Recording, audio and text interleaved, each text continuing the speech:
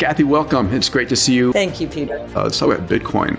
We just had the halving, and the question is, where's Bitcoin going? How are you feeling about things? We believe, halfway through this bull market. 캐시우드는 다가오는 7월 25일에서 27일까지 열리는 트럼프 비트코인 컨퍼런스 연사에 참석한다고 하고 대선에도 트럼프 후보를 찍겠다는 발언도 해주었는데요. 향후 몇 달 안에 주요 금융기관에 의한 비트코인 현물 ETF 채택이 진행될 거라고 하면서 현재는 비트코인 강세장의 절반 지점이라고 강조를 했습니다. 한번 같이 들어보겠습니다. And with little fanfare, little change, and the question is, where's Bitcoin going? You know, it was 70,000 or thereabouts, a month or so ago. It dropped down to below 60. I bought more Bitcoin. How are you feeling about things? What are you seeing as the future here? Yeah, I think, so we have 4 people at ARC who are working on crypto generally, one dedicated to Bitcoin on-chain analytics.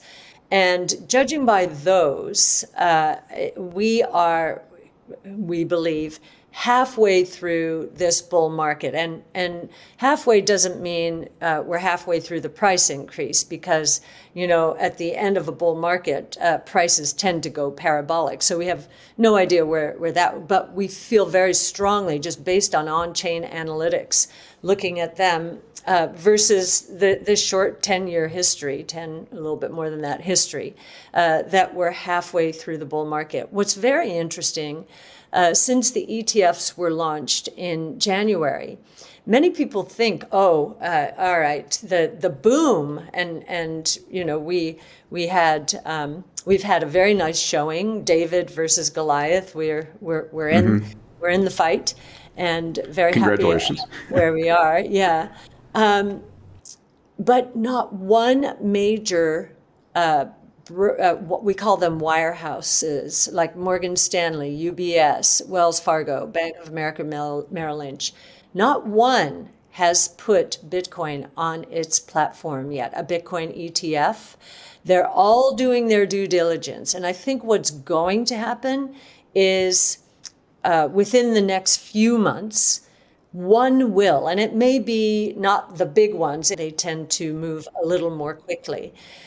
Once you get one with a spot Bitcoin ETF on its platform, the others will fall in line pretty quickly. It was so funny. My mom was like, where do I put my retirement money? I said, put it in a Bitcoin ETF.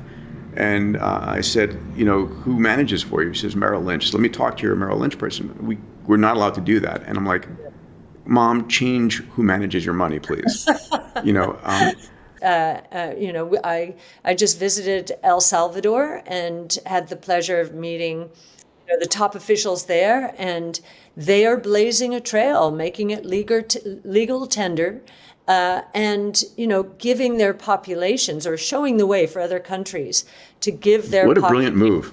Yes, it is a brilliant. There are two. What a brilliant move! President Bukele is going after two big ideas, and we're talking about them, AI and Bitcoin. And my mentor and friend, Art Laffer, who joined me on this trip, I think is going to be working with that government. It's only a $30 billion economy. Can you believe that? Wow. And here we're crazy. talking, and they're being very progressive. They're putting in tax policies that are going to encourage innovation. So I think that's a very big idea. Think about that. El Salvador, the entire country, $30 billion. Wow. And time to buy some real estate in El trillion. Salvador. Yeah. Wow. Honestly, and I wish other nation states would follow suit here. What an incredible gift to your populace. And to actually provide them a future. Argentina is moving in this direction. We've talked to the economics ministers there. They're not ready to go the Bitcoin route in the way that President Bukele is, but they're moving in that direction. They're thinking about it. And then the other insurance policy is for anyone, and in high net worth individuals, but anyone, as a protection against confiscation of wealth, whether that's inflation or outright confiscation because of corruption. And that's the story of South and Central America. Are you tracking anything that would disrupt Bitcoin? Are you concerned at all? I mean, U.S. politics are interesting. We just saw a rather shaky presidential debate. We'll see what goes there. I don't want to talk about it, but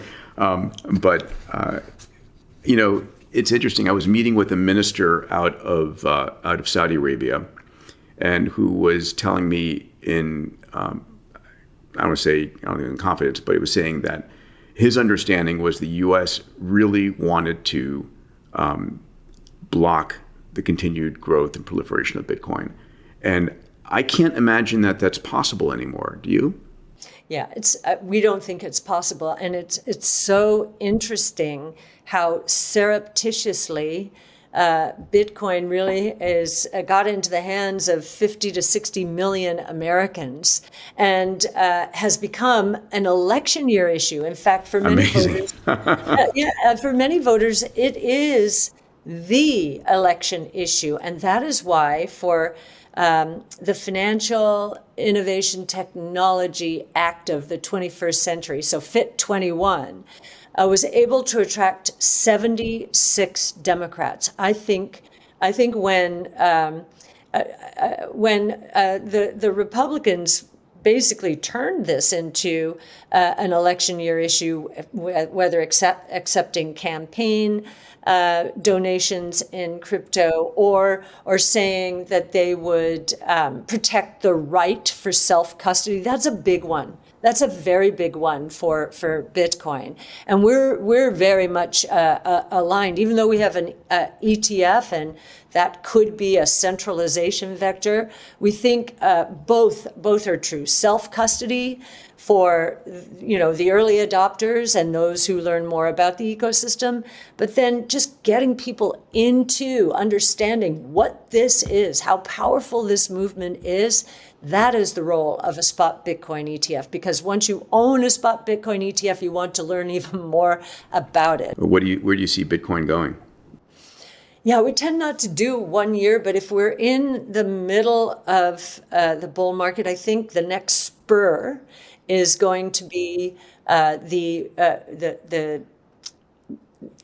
platforms putting the spot Bitcoin ETF on it. So, and I do think that the platforms themselves, that they would need 6 to 9 months to evaluate it. So here we are entering the 6th month.